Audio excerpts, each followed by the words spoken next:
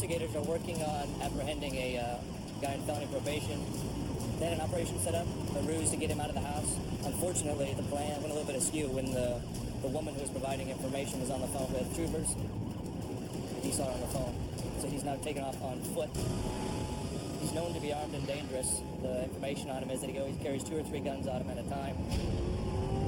Some blue jeans and a backpack. We're not sure what's in the backpack. It could be several other weapons. We're not sure exactly what his intent was when he was leaving today. We're trying to set up a wide perimeter. We've got troopers at all the major intersections. Let's see if we can try and squeeze on this guy and take him to jail today.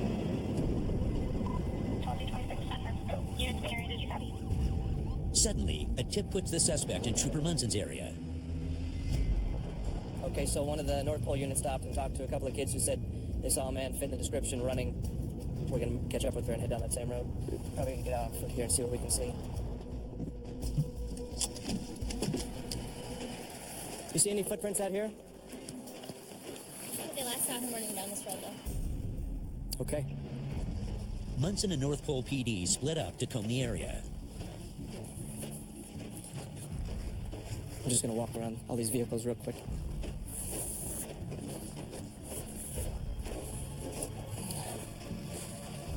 Nope. All right. I haven't come across any footprints yet. Wait a minute. What is that? Some tracks that come back here to this truck, but I can't tell if it's just going or if it's going and coming back. Let's see if I can't go around the other side of the trailer.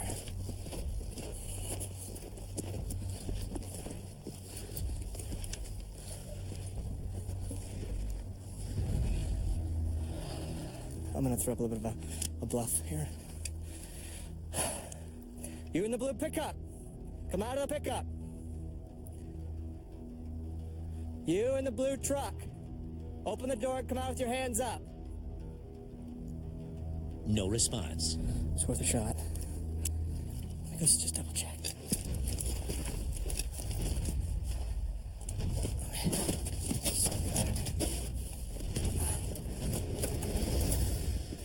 Nope. Never actually had a trail. We just went off the lead of a couple of kids that said they saw him running down there, but I haven't found any prints in the snow to indicate that he was running this way. But just when the trail's gone cold... There's a boot print. That's a little bit more than a standard stride. There's one. There's one. It's 1D35. I went back out to the road, and there are some prints here that would corroborate what the girls said. I'm going to see if I can't see where they go. Oh, there's one set of tracks down the snow machine trail. That's it. Can't imagine anybody else will be running down here. Suddenly... I got his backpack.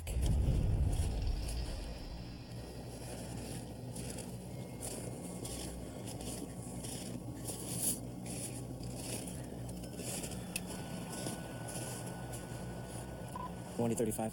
I've got the black and red backpack on the trail here. The backpack is open, laying in the snow. I can see that there's a pair of rolled-up Carhartt bibs in there. That's about all I can see. But no sign of weapons. The suspect could be armed.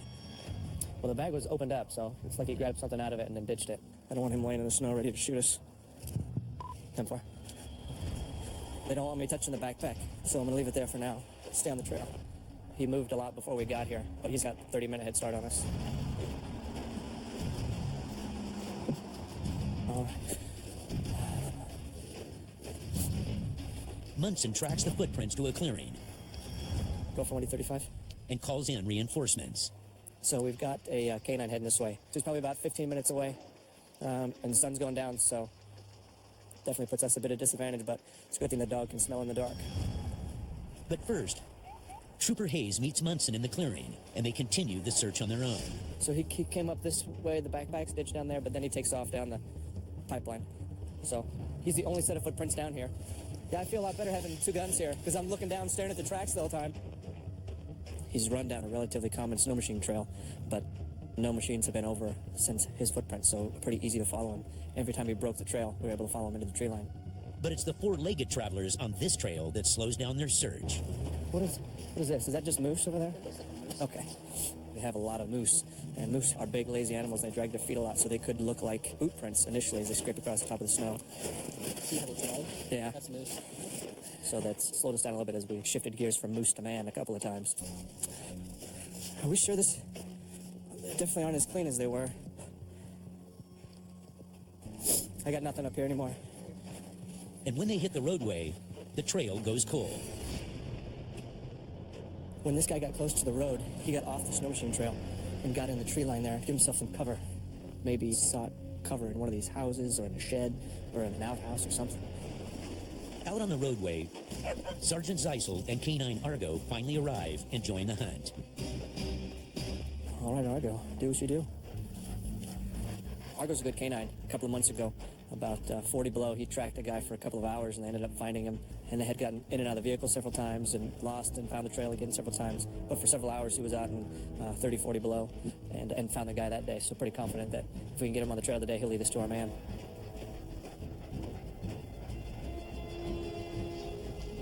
I'll keep looking this way. I'm double checking.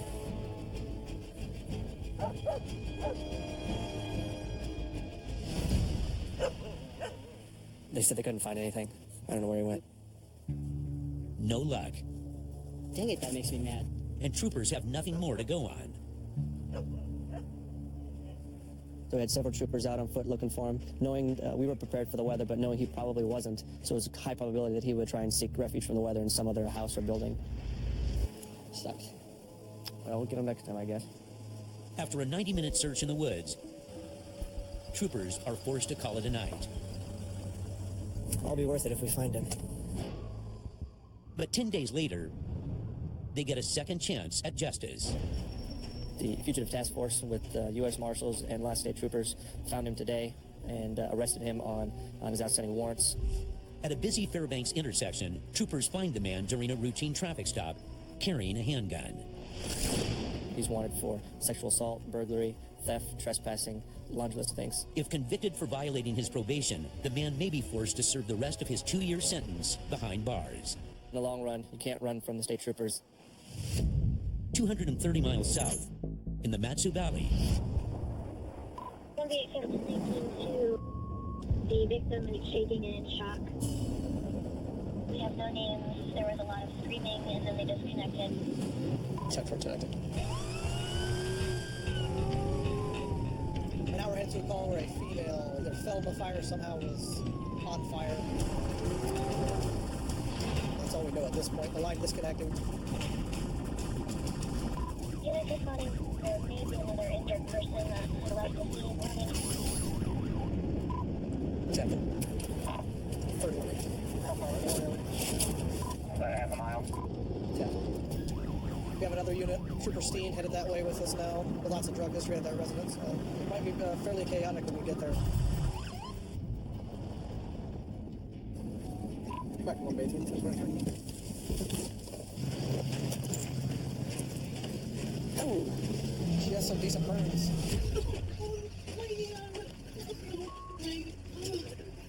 We'll step over here in the ambulance and get a good look at you. Bringing a box of pizza to somebody on the other side of the fire, walked over, exploding. But troopers can't get the full story. The rest of the campfire crowd has fled. Everybody failed. There's P-lot marks all over here. So there's probably going to be more victims. Now we're headed to a call where a female either fell in the fire or somehow was on fire. Oh, she has some decent burns. We'll step over here in the ambulance and get a good look at you. Everybody failed. There's P-lot marks all over here. So there's probably going to be more victims. When troopers investigate, they make a startling discovery. Look over there. Somebody put a boat gas can in a fire. The top right there just blew right off. I mean, it's not one of those, oh, we don't know how it got here and how long it's been here. Somebody just chucked it in that fire. Troopers find the only witness still on scene. So you weren't here when someone threw the gas? No, Okay. my girlfriend came here and dropped me off. How long you been here, man? I don't know, an hour? Okay.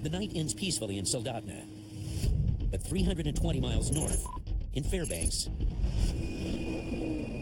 So right now we've got kind of two calls coming together at once. About 15, 20 minutes ago, we had a report of a vehicle that left the street here in Fairbanks, and the caller reported that the woman was both intoxicated and under the influence of some drugs. Then just now received report of a person trying to kick in the front door of a house in North Pole. The license plate that they reported was the same as the vehicle that we received.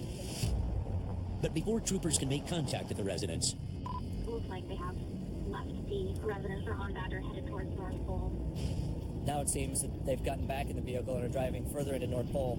Sounds like we've got a driver on the road that may be under the influence of both alcohol and drugs. 3526, looking like a possible vehicle pulling out of picture 1 right now.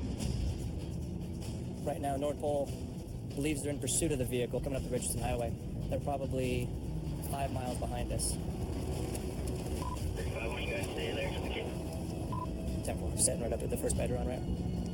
troopers try to box the driver in, while Haley follows the vehicle from behind. Munson stakes out a cutoff ahead. Haven't heard anybody call for a spike strip, but it's definitely something that's a possibility in this situation. Vehicle traveling northbound on the ridge, about 85 miles an hour.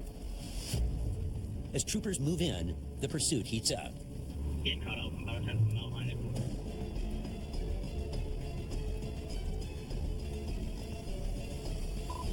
One thing. So right now, got one trooper's got 1% of the vehicle and they're detained. So we're going to come up here and see if we can assist him at all. The good news is this is the vehicle that was the ready reported earlier. Munson arrives to find troopers already searching for answers. What's going on today? What have you been taking anything? You got anything in your system we need to be worried about? We got to get EMS out here to take a look at you.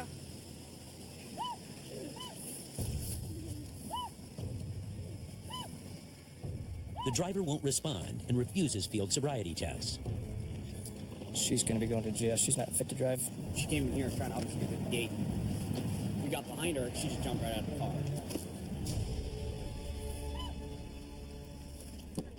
Clearly, the woman is not acting sanely.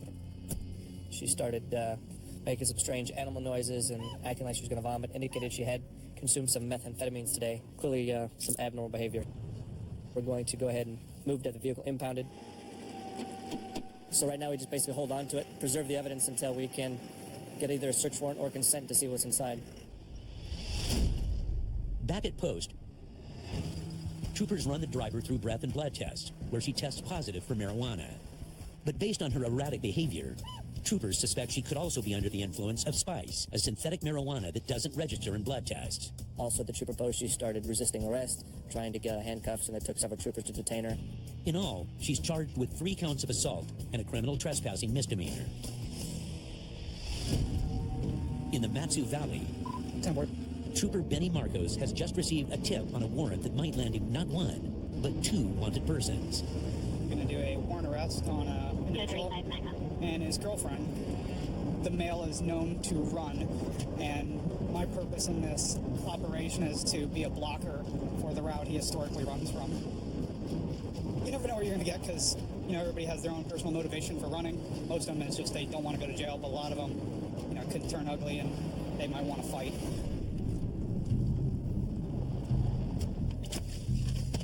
.33-55 in position. Marcos quickly gets into position, while Trooper Darren Jetton approaches the front door. He historically runs right out of here through the alders. Trooper Jetton's going to make contact, and if he runs, he'll come out through here. That's just the waiting game.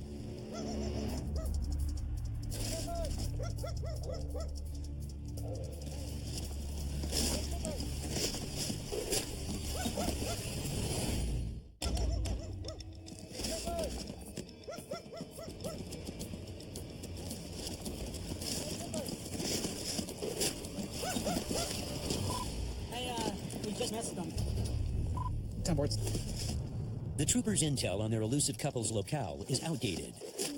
According to the resident now, they've moved. So now we go to their new address. They're currently en route to a RV park with their trailer in tow. Part of their habits and actions is to stay nomadic and move around the valley in south central Alaska. Yep, there it is. Parking lot is just a sheet of ice right now. Granted, we do have studs on the car, but it's still a rear-wheel drive Crown Vic. And that's them.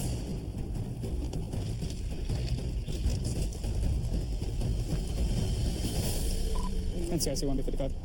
Troopers quickly put the male suspect in cuffs, but the female is nowhere in sight. Hey, would you check the safe testing in there, sir? All right. They fan out in case their suspect tries making a run for it.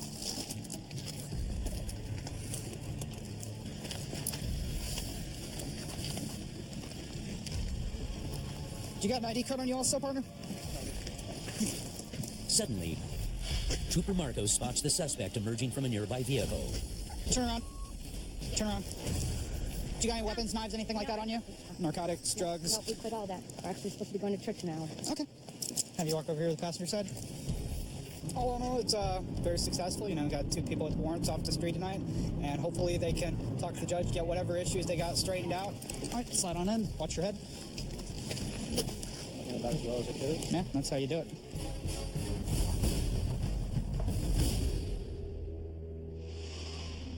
After a long winter, Alaskans greet the emerging spring full throttle. And for the most competitive among them, spring means one thing: the world-famous Iditarod sled dog race. This is it. This is the biggest sporting event in Alaska. Teams from all over the world come and race in this. Starting in Anchorage and ending in Nome, this annual clash of the canines pushes dog teams through 1,000 miles of the roughest and most extreme wilderness Mother Nature has to offer. This race is it's a pretty grueling race. These mushers, they spend a lot of time in training, they spend a lot of money in their equipment, and they really care for these dogs. All these guys got is basically what they can carry on their sled and their dog teams. It's pretty awesome. My hat's off to those guys.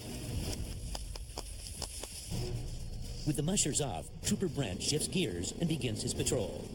So we're gonna head south down the trail, hopefully run into some teams that are coming up that have just started the race, and contact people, you know, along the way that are set up to watch it. For those not participating, the popular event is still an excuse to come out and play. Kind of got a warm streak this weekend. It's supposed to be close to the 40-degree mark, which brings a lot of people out. You know, hopefully if people just see us out here, they'll make smarter decisions for the next day or so. It's awesome. I like it when people can come out and enjoy Alaska.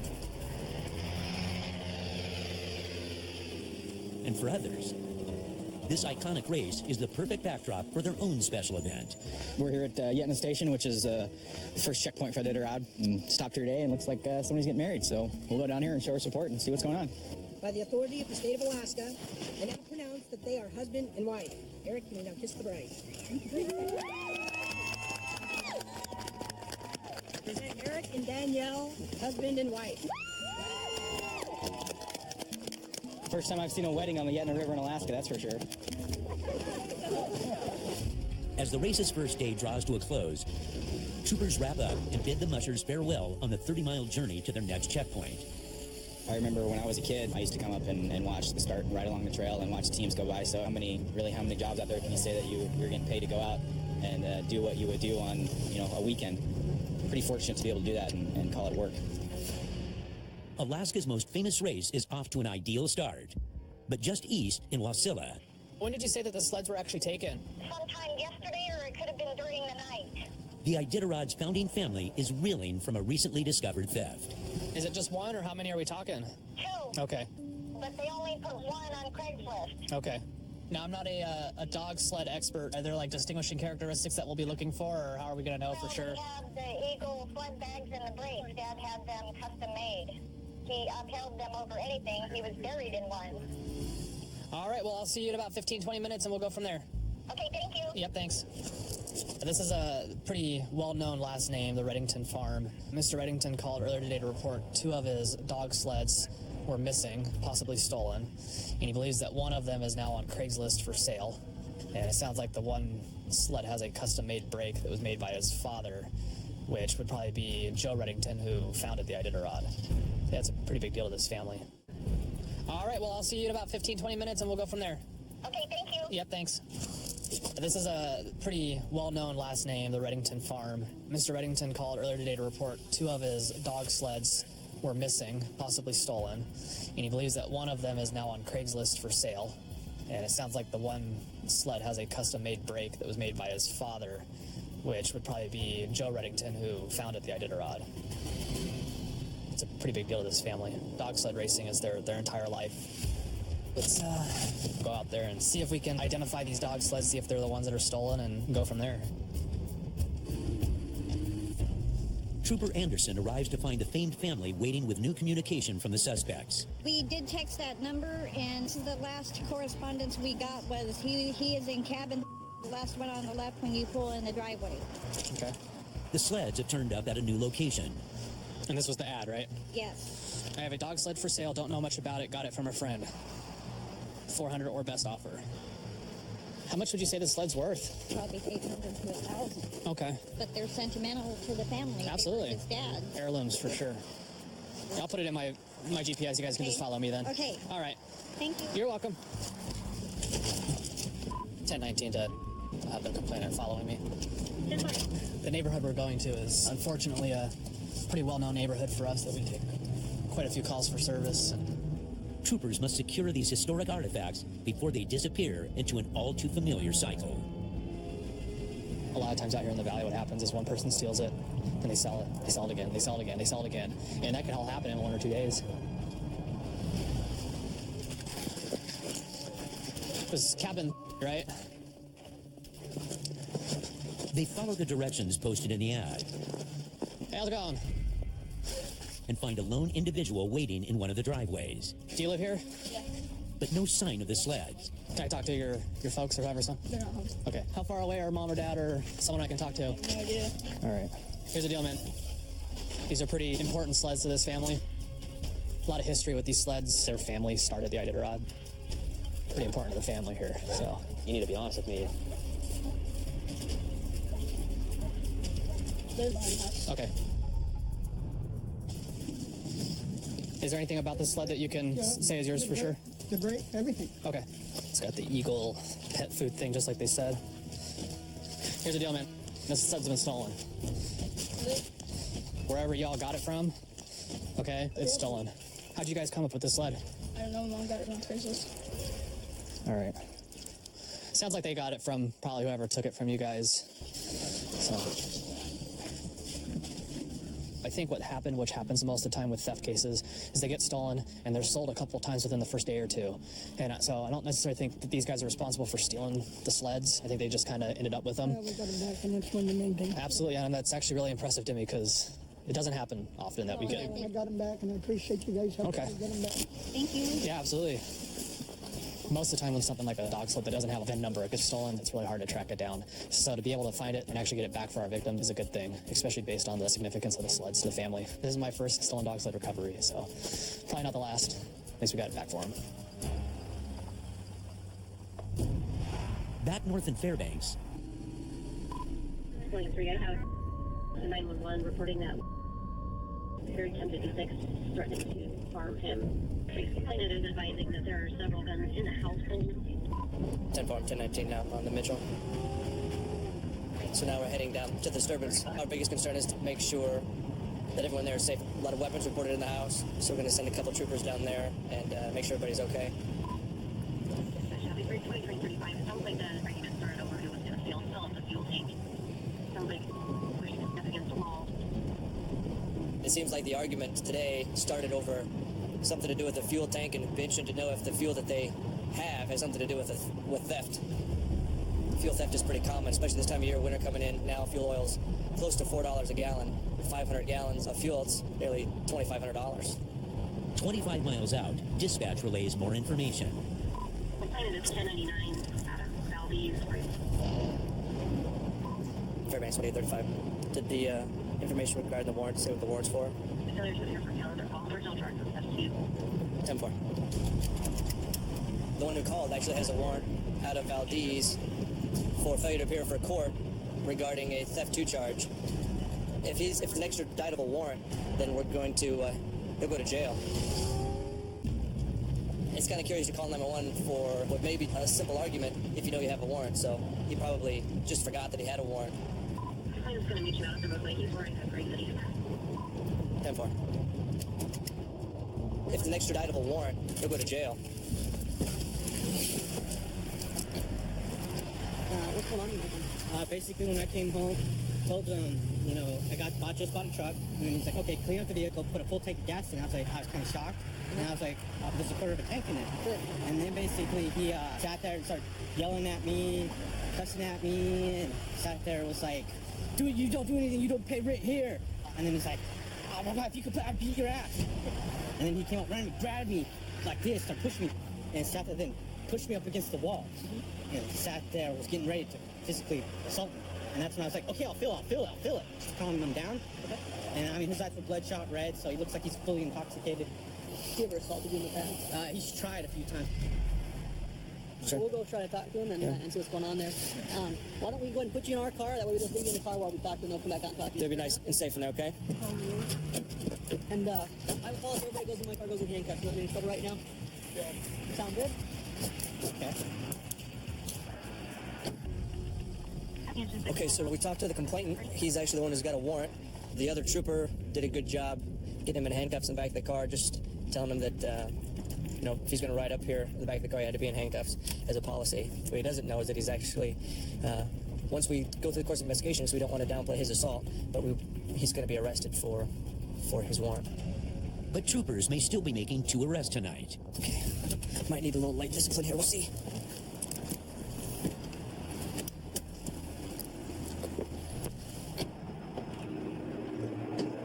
He's sitting in the chair right there. I see just one person. Oh, you want to come in? All right, thanks. After interviewing the man, troopers determined no assault took place. All right, sir, appreciate it very much. There was an altercation. There was a heated discussion, if you will, between a dad and a stepson, and but nobody was pushed around, nobody was punched. As we were piecing together the investigation, we couldn't find any kind of imminent threat that actually made him fearful that something was imminently going to happen. No assault actually occurred. With nothing more to go on, troopers break the bad news to the complainant. Did you want to tell us going on? I didn't know it. No one told me anything. And, I mean, I was there for a good year and a half without being in trouble. Well, that's good, man. The idea here is we knew that we were going to arrest him, but we wanted to give him all the credit and all the time necessary to report the assault as possible. Once he was seated, we told him he was under arrest. He knew that he had something to take care of. He thought it was taken care of. He thought that it had all been worked out in the court, but he wasn't aware that the warrant was still over his head. But he was more than willing to want to go down to Valdez and get it taken care of. Seems like it's part of his life he wants to put behind him. 320 miles south, in Soldotna, Trooper Hunter Hull patrols the icy streets.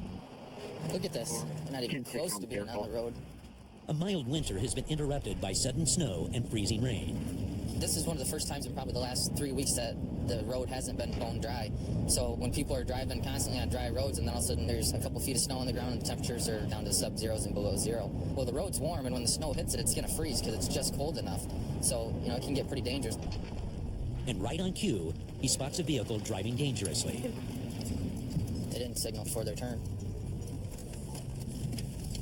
It's not long before he spots yet another potential violation. I can't really see if they have mud flaps or not. All vehicles in Alaska are required to have mud flaps to prevent wheel spray from blinding other drivers and causing potentially lethal collisions. Definitely not. It's not only 26, 28 per hour. 26 cents. On a black 2001. 10-4. Yeah, I've impounded this vehicle before and pulled a bunch of heroin out of it. We'll need an exit on the 28 I gave you. You don't know if they're going to be drunk or have a warrant or what.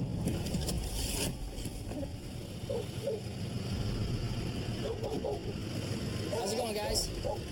My dog might try and get you. All right, we'll keep the windows up then. The reason I stopped is you got no mud flaps at all in the back of your vehicle here. Oh, are you kidding me? No, I'm dead serious. Mud flap. You know, you're required to have them on all vehicles. You guys got some ID on you I could look at real quick?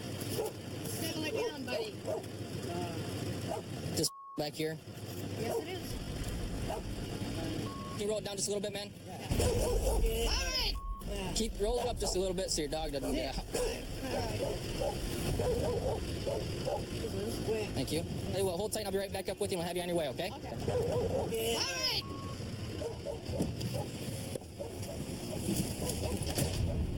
That is not a friendly dog. It was obviously an aggressive dog. I knew that they had aggressive dogs at the house, but I didn't know that it was in the vehicle. So, you know, it startles you when something like that happens. But Trooper Hull may have more to worry about than an aggressive dog. NCIC 1 26, 27, 29 times 3. When he runs their IDs through dispatch, 26 and 92. Good. It's for obstruct court order, original charge, US WLR, no bail. 10-4. the rear passenger has an outstanding warrant for repeatedly driving on a revoked license. It was from an earlier case that I actually had with him where I arrested him for driving with the license revoked. So he had a warrant, 7 days to serve. And now Hull must take him in without setting off his hostile dog. People say that dogs can sense emotion and kind of they mimic what their owner's feeling. So if somebody's a little bit amped up, of course the dog's probably going to be amped up too. So we spray a lot of dogs. They get shot. We don't want to, but never let your guard down with them. So I know you're going to take... He knows he's got 7 days to do. You got some time to serve? Yeah. Okay. When you try to get out, is the dog going to try to get out too? No. Tell you what, just have someone go back there to hold him. Yeah, he ain't friendly. No, he's not. Okay. All right! No, stop it! Son, I love you. Gonna be cooperative? Yeah. All right, man, I'll handcuff you in the front then. Okay, hands together. Hull takes the man in for driving on a revoked license. He'll spend his 7 days in jail at the Kenai Peninsula's Wildwood Correctional Complex. He knew that he had the warrant when I walked back up there. I didn't even have to say anything. He knew that he was going to go to jail. Go ahead and have a seat. Luckily, he was pretty cooperative and made the whole thing pretty easy, and the transition wasn't hard. You never want to let your guard down, per se, but it's a little bit easier when you kind of know the person. You know what to expect from them. So you just put your arms over. It's more comfortable for you.